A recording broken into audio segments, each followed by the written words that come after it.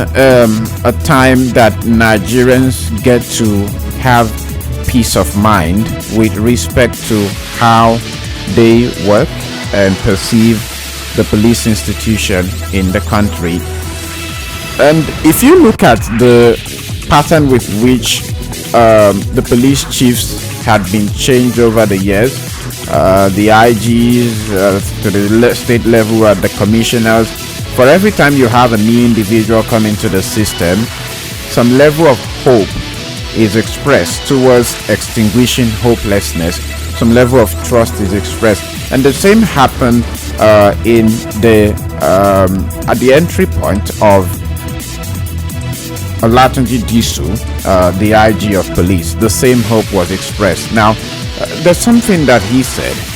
He said that since he got into office, he's been always confronted with documents on the misconduct of police officers in the country. And that's quite an unfortunate thing to actually witness, because we ought to be talking about the standard of policing. If we are to do copycat like we do with most things, we should do it in the proper way. Yes, if you must mimic to look like the original.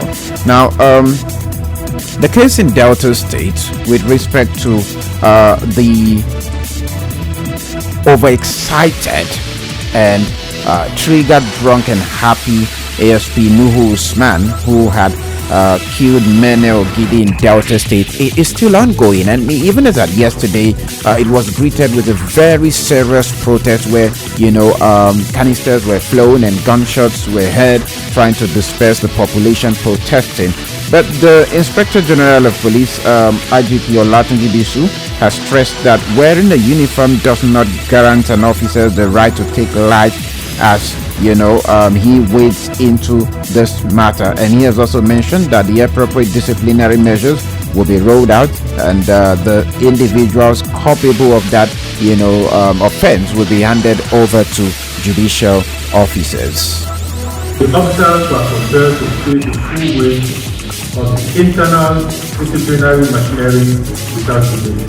Disciplinary committee was already in session, and I directed that ASP Nuru Usman and the other superintendents of police face FCC directly. At the same time, the 3 inspectors involved were tried by ordinary trial tribunal. Findings and recommendations.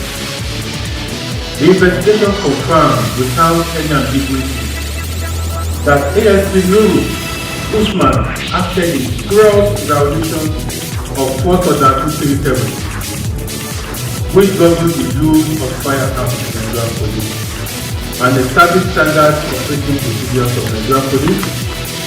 No level of criminal suspicion against a citizen justifies extrajudicial killing.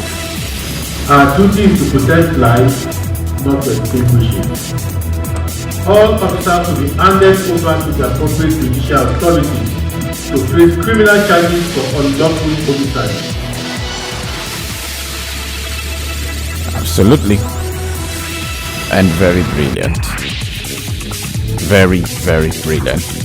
Now, there's also something else that is important about this, and please follow meticulously because of the linking.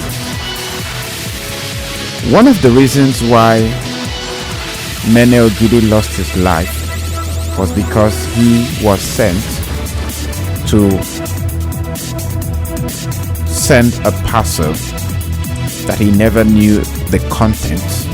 As long as investigations are concerned right now, he never knew what the content was. That's one of the reasons why his life was taken by this overzealous ASP Nuhu. And it also brings me to an important point to let you know that in the exercise of today's world, as complicated as it is, you have to be very careful.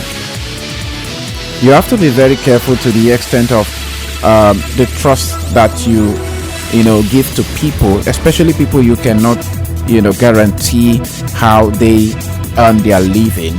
because a young man has recently been traced from Abuja and also arrested for actually giving his bank account to an individual he trusted to carry out a transaction of 50 million naira. And from investigation by the police, the said 50 million naira was actually money paid in ransom.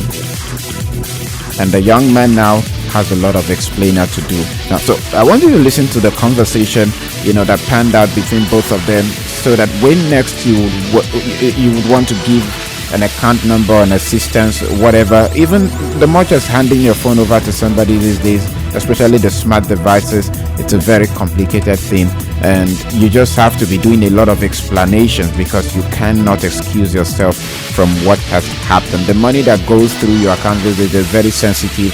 It may interest you to know that if you carry out a transaction with somebody and maybe that person comes under the radar of the Economic and Financial Crimes Commission, your account may also be blocked in the process because what they're trying to find is a pattern. But here's what happened between the said young man and the police officials. Your account or format was used for a transaction worth 50 million naira on the 19th of February. We'll be tracking this account. It came all the way from Abuja to this place. Don't ask me 19th. You know what I'm talking about?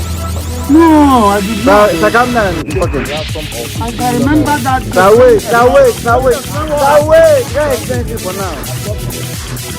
You went ahead to use your account to collect the ransom. Me? Wait, you talking? Calm down. No, listen to me, I'm talking. Calm down. Listen to me, I'm saying. I'm saying something. You went ahead with your group and now you guys took 50 million naira for ransom for this list with your account. Cancel it. Sorry. Why are you starting wait, what do you want? I can remember what happened on that day. That's what I said. Let me explain. Yeah, what happened? There is this man. Yes. There is this man. He always comes. He's somebody that I trusted though. Okay. He will come to my shop and demand for my bank account. I give him my account number. Then for a long time he's been doing that. And there was a day, that day to mention now, I can remember. He told me that his account cannot carry such amount. That is for a project. I released my bank account, which that money came in, I transferred it out also. You transferred the money? I transferred the money. How much are we talking about this transfer?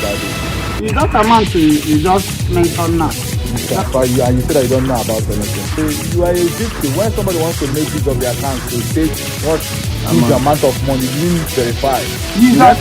Listen, that means you have been working with them for listen to me. It's a very big project. Can you wait? Listen to me. There's nobody in this Nigeria or in this life that will do such thing.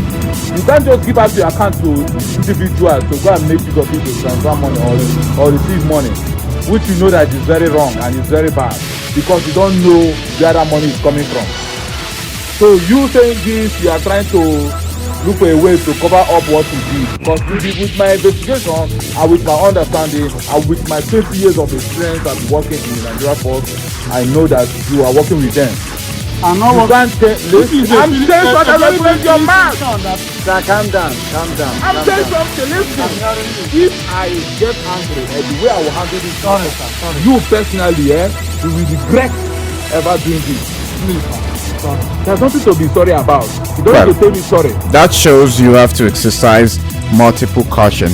Now, let's move over to the federal, where it looks as if the Senate President Godswill Akpabio has actually laid a precedent and given some sort of soft landing to the president to make a very necessary excuse in the face of insecurity that is being faced in the country. That's because President Bola Ahmed Tinubu has recently mentioned that he intends to carry on with his campaign because he believes insecurity or the security challenges in the country is being advanced by his opponents to discredit his administration or make him run away from attempting a second term in office. But let's ask critical questions here. From the inception till this very day, has insecurity stopped? Has it been put at bay? From the handing over or the taking over of power from the Buhari's era of the APC down to that of President Bola Ahmed Tinubu, that he rightly mentioned that he did not take over from Buhari, but he took over from himself.